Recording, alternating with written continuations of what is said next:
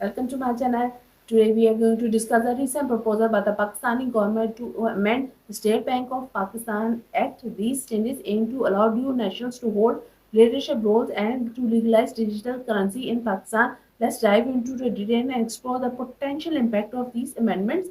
The proposed amendments to the SBP Act are significant. They seek to remove the current restriction on dual national serving as a governor, deputy governors, non-executive directors on the central bank board.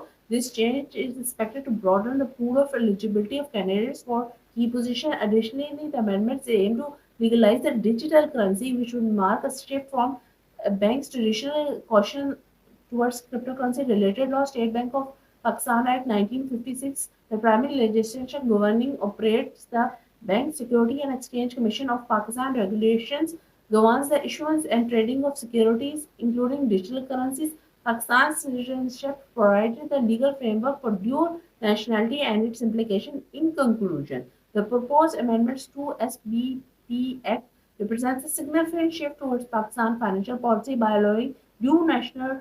It will increase the leadership criteria and surely more talent will help if they are eligible. These changes, if provided, could have far-reaching implications on Pakistan economy. If you like this video, kindly like and subscribe. Thank you.